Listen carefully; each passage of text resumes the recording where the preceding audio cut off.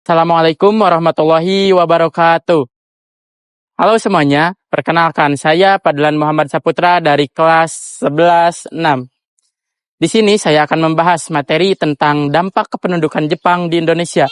Terutama saya akan bahas dampak kependudukan Jepang di wilayah saya, yaitu di kota Tasikmalaya.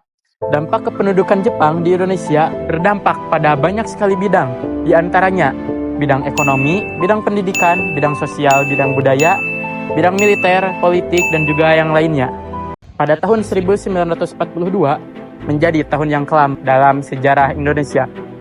Tepatnya pada tanggal 1 Maret 1942, pasukan Jepang mendarat di Pulau Jawa dan hanya dalam waktu yang singkat pada tanggal 8 Maret 1942, Belanda menyerah di Kalijati, Subang, tanda dimulainya kependudukan Jepang di Indonesia. Wilayah Jawa dan Madura berada di bawah Komando Jenderal Hitoshi Imamura dari Angkatan Darat ke-16. Pemerintah sipil diganti dengan kekuasaan militer yang otoriter. Jepang menjanjikan Asia untuk bangsa Asia, namun realitanya sangat berbeda. Rakyat Indonesia dipaksa menjadi romusa, yaitu tenaga kerja paksa. Mereka dipekerjakan membangun jalan, rel kereta api, jembatan, dan infrastruktur militer. Tak hanya laki-laki, remaja, dan bahkan anak-anak pun turut dikerahkan. Menurut catatan sejarah, sekitar 4 hingga 10 juta orang menjadi romusa dan jutaan tidak pernah kembali ke kampung halamannya. Di wilayah Tasikmalaya, banyak pemuda dikerahkan ke luar daerah. Ada yang dikirim ke Jawa Tengah, Sumatera, bahkan ke luar negeri seperti Burma dan Thailand. Banyak keluarga yang kehilangan anggota tanpa kabar. Namun, tidak semua dampaknya bersifat negatif. Jepang menghapuskan bahasa Belanda dari sekolah dan menggantikannya dengan bahasa Indonesia. Hal ini secara tidak langsung memperkuat semangat nasionalisme dan persatuan bangsa.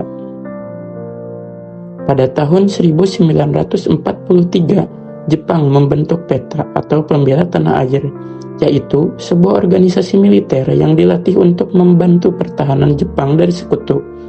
Tokoh besar seperti Jenderal Sudirman lahir dari organisasi ini.